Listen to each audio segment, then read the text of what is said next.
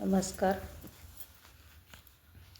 आज मी बनवणार आहे गव्हाच्या पिठाचे मोदक. कुरकुरीत असे कडक होणारे मोदक बनवणार आहे.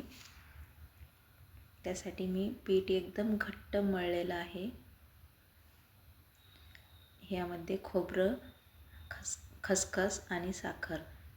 खोबरं किसून घेतलं आणि त्यामध्ये साखर आणि खसखस थोडीशी भाजून टाकली. एकदम बारीक बारीक अशा गोळ्या बनवून घ्यायच्या.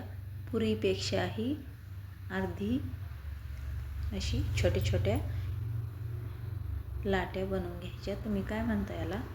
एकदम बारीक बारीक त्या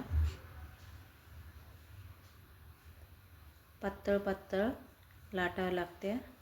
एकदम पीठ लावूनच लाटायच्या, तेल लावून नाही लाटायच्या त्या.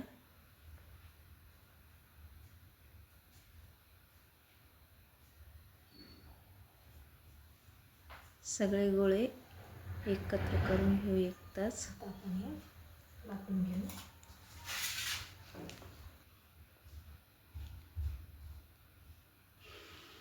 एकदम पातळ अशी पुरी लाटायची. ते दाटसर पीठ असल्यामुळं मळल्यामुळं एकदम छान अशी. आणि पुऱ्या सगळ्या लाटून नाही घ्यायच्या एकत्र. एक एक पुरी लाटूनच सारण भरायचं. जर आपण अशा लाटून ठेवल्या तर त्या कडक होतील. बघा किती पातळ केले ते.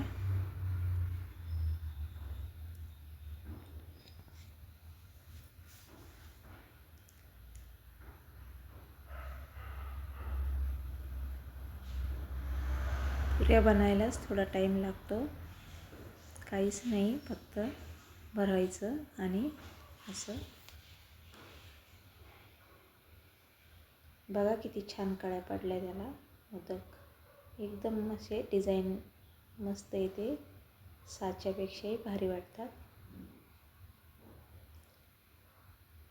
मी तर साचा कधीच नाही वापरत, असेच हाताने मोदक बनवते.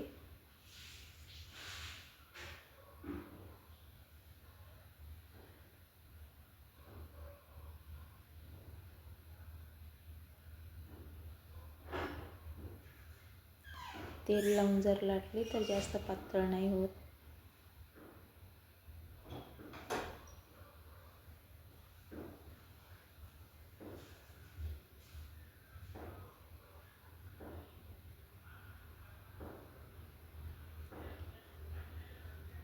किती छोट्या लाटेची किती मोठी पुरी बनवली.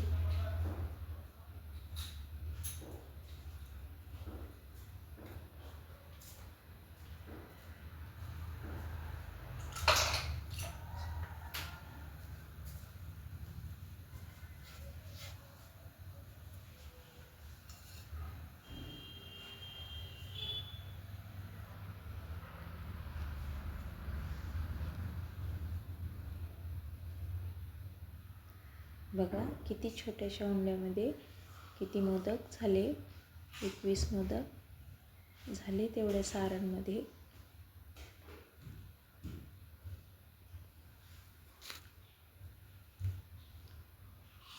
आता आपण हे तेलामध्ये तळून घेऊ.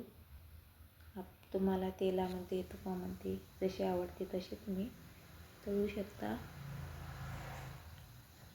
कमी गॅसवरच तळायचे, फुल गॅसवर नाही तळायचे.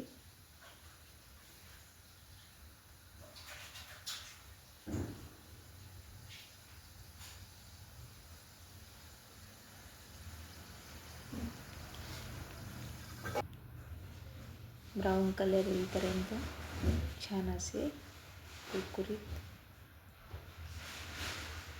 तळल्या जातात. मस्त असे कुरकुरीत होतात ते. एकदम मिडियम गॅसवर जर तळले तर ब्राऊन कलर येईपर्यंत छान असे होऊन जातात.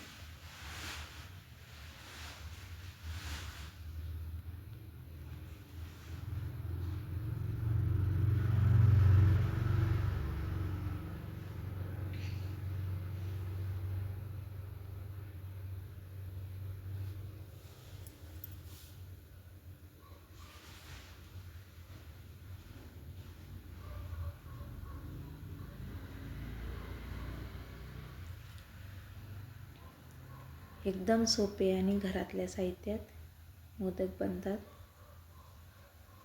कधी पण तुम्ही मुलांना बनवू शकता अशी मोदक.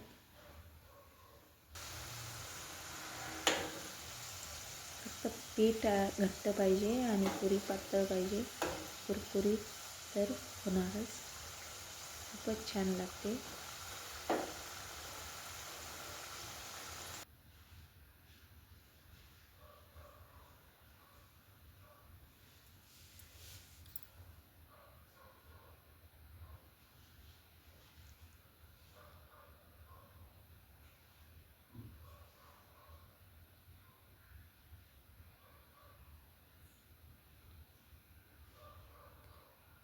किती छान असा कलर दमाने होऊन दिले तर छान असा ब्राऊन कलर येतो. आणि बघा एक पण मोदक फुटणार नाही.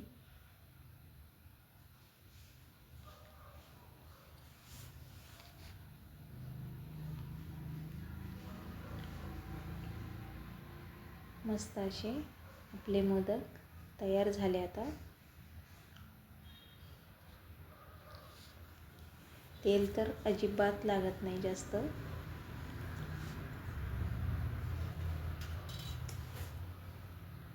खूपच छान कलर आला. बघा किती छान कळ्या पडल्या मोदकला. बघा मस्त कलर आला. आणि मस्त चतुर्थी आहे उद्या, तर नक्की बनवा. कसे वाटले मोदक नक्की सांगा.